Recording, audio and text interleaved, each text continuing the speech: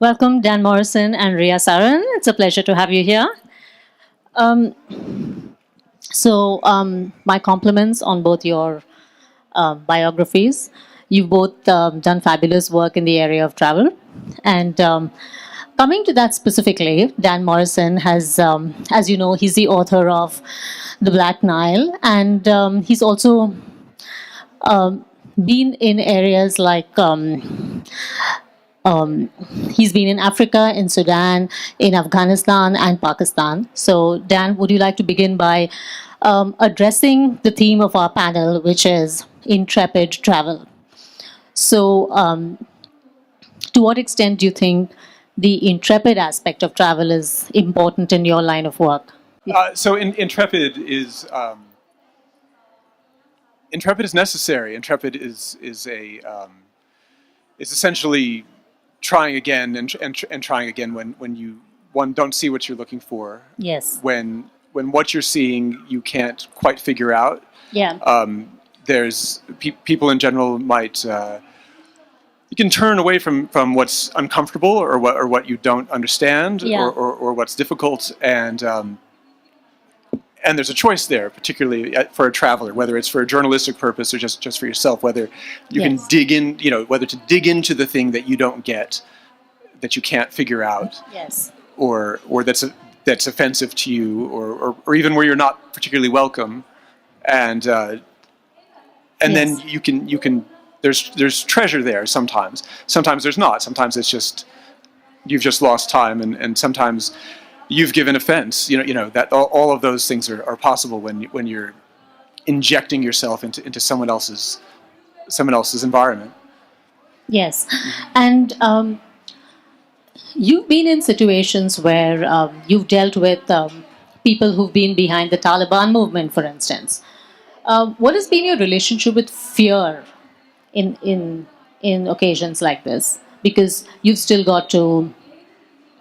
There is danger. There is a threat looming over your life, and yet there is your work. How do you manage these contrasting and often conflicting elements? Personally for me, I'm not a conflict man. Like I don't go, I've never covered a war on purpose to be Yes. in a war. Most of the danger that I've seen has been accidental and unplanned, which might be the result of bad decisions on my part, but Yes. but I haven't gone in looking for it. Yes. So people experience danger a lot, even in normal life, not when Yes. you're in the middle of a country that isn't your own. And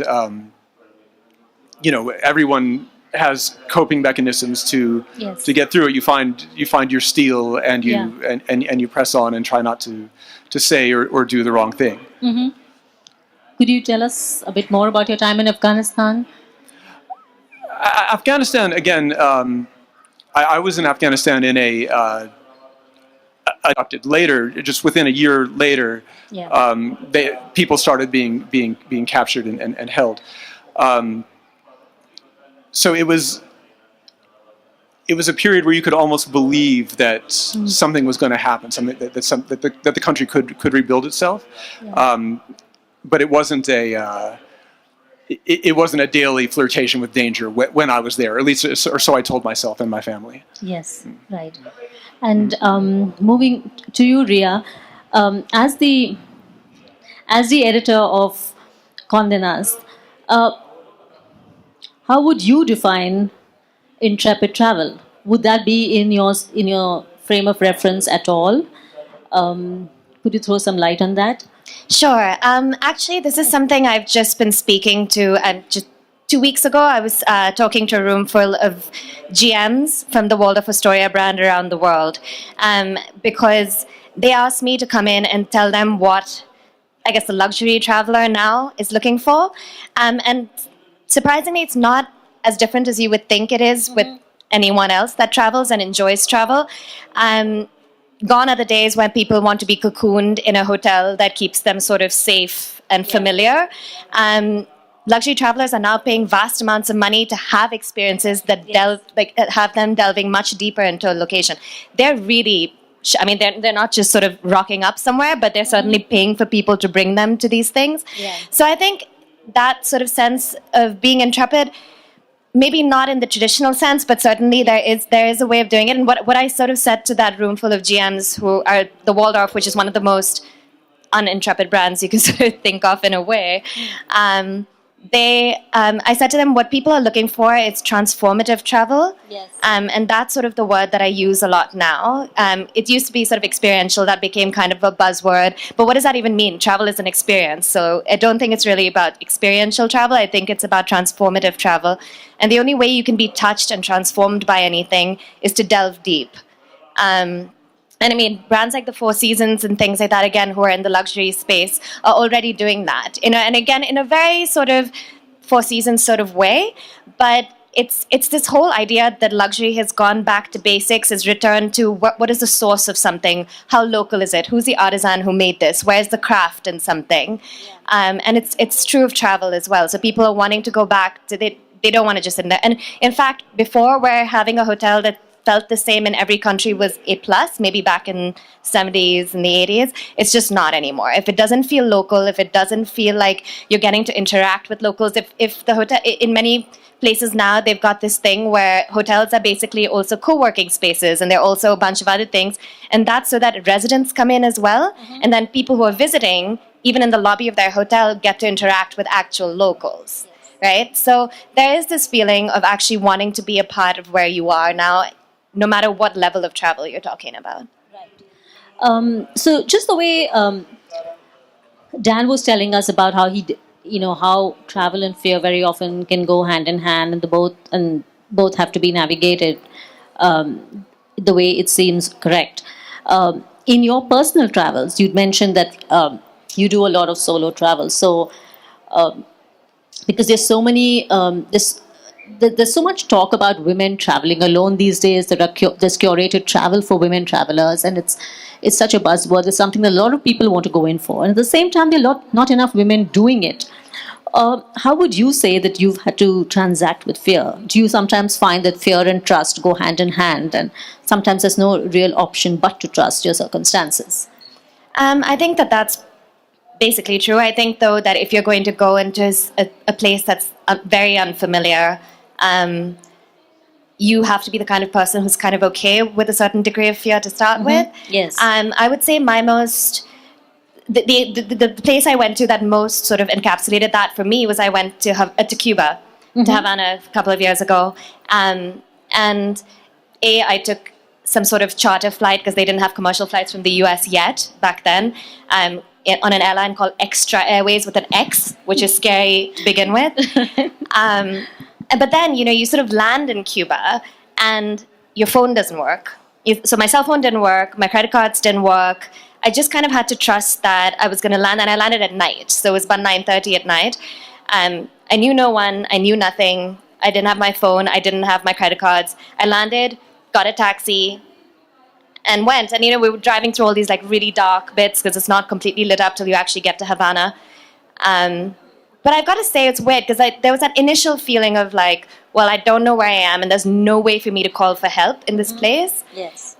But then you just sort of go, well, I don't know, something about the taxi driver seemed trustworthy. I don't know how to explain it. And I just sort of went, well, I made the choice to come here and I knew all of these things going in. Yes. So I did, and I had literally one of the best travel experiences of my entire life in this place where I had no Wi-Fi, I had no communication with the outside world. Yes. I had to rely on cash and myself and chatting to people. But then ultimately that's what it was about. It was once I started talking to people, and people were so wonderful, and I would eat alone in restaurants and drink a beer and whatever, as a woman, whatever. Everyone was like, this is great. I mean, I was this one place and they gave me shots with my bill, So it was, I think when you let your guard down, people around you do. And I know obviously this is not true of conflict zones, but I think it's true of most places that you're visiting that are relatively safe. Yes. Yeah, absolutely. It reminds me of a time when I had been to Kutch. And I've always been fascinated by deserts and natural landscapes. And Kutch is at the border, just a little fairly near Pakistan. And I've been very fascinated by the salt marsh desert.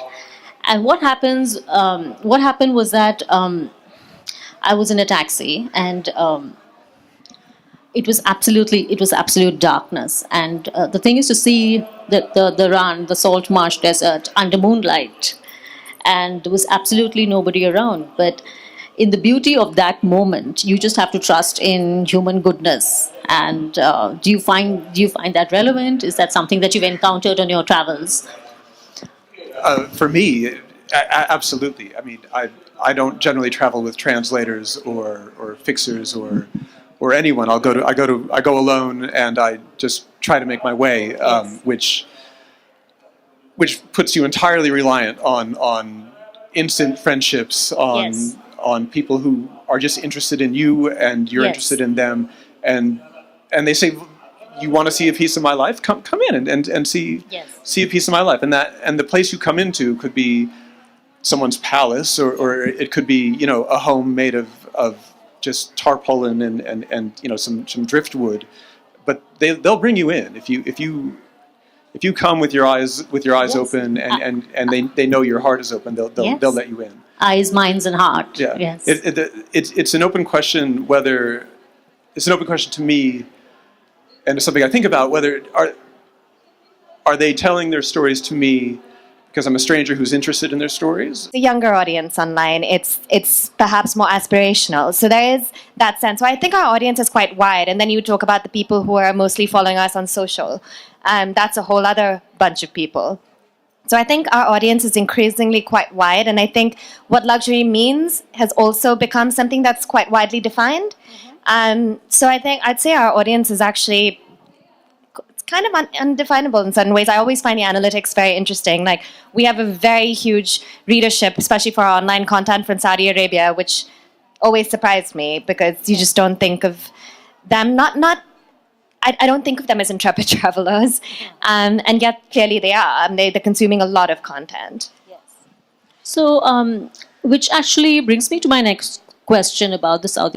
I haven't done much of South America, which I think, again, is a Yes. very, and again, very different Yeah. cultures in the different countries, obviously. But my sort of ideal personal break would be sort of 2 months there. Yeah. Yeah, and I mean, I'm a person that likes a little bit of everything, but mostly I just like to be somewhere where nothing is familiar. Yes. Lovely. Thank you. For me, in terms of a travel experience, what I most enjoy is to be able to step out of my lodgings, whether it's in a hotel like this or Yes. or a tiny guest house somewhere, and right away be in a place where people are living real, normal life, Yes. middle class life, working class life, and Yes. not feel that you have to take a taxi to get to the real, but you can step out and be where people are truly living their lives. That's what I look for. Oh, yeah, nice. And finally, in terms of social media, how would you respond? How would you respond to the trend of sharing and the immediate sharing that happens with travel stories nowadays, which is almost like leading to a sort of a vicarious experience of travel Well, by followers and so on and so forth? Are you on Instagram and? I had to take Facebook off my phone, Okay. and I recently found myself feeling like I had to put something on Instagram. I was in an interesting place, and so therefore the first thought was, "Oh, you've got to put this on Instagram." And I thought, "Well, Instagram's got to go too." Then, if I'm feeling that compulsion in the moment when I should be in the moment, Yes. right? Then that's got to go. If I don't have that self discipline, Yes. then it's got to go. Right. Okay. Yeah, I mean, I agree with him. I think we need to be in the moment a lot more when we travel. That said, I think social media has been both good and bad. I think it has sort of led to this weird sort of obsessive need to constantly Record and to document. constantly record and constantly talk. And if you didn't put a picture up on Instagram, did you actually go there? And there's this kind of so there's that, which I think has been not great. But I think on the other hand, I think it's exposed a lot more people to new places and places they maybe didn't think about going to before, places they didn't realize were beautiful. So I think there's a little bit of a good and bad as long as it doesn't become an obsession. And I think just like Diana, I feel like for me as well, I sort of again got into the space where I was like, oh, but every picture has to be exactly beautiful so that it gets the most sort of, Yes. And I just had to shut that down at some point. I was Yeah. like, I'm going to put whatever appeals to me on Yes. there whenever I feel like, not at some optimal time for everyone to see it. And, Yeah. so Yeah. I think it's sort of just getting out of there. And I Yes. think this whole idea of social media, it's sort of travel influencers who are only on Instagram and don't actually do anything else. Yeah. Again, interesting, but if you're not adding value in any way, I don't see it lasting. Yes, I completely agree with you that on the one hand there is this need to record, to document, and we have to constantly feel that we have to archive everything and pass it forward, you know. But on the other hand, it takes away from the authenticity of the moment. What is real and what is imagined, what is manipulated, you know, all these are. There are just so many conflicts that interfere with being in the moment, as you both said. So, Dan Morrison, thank you very much. Rhea, thank you very much for being on this panel, which is about Intrepid travel. Thank you to you all for being here.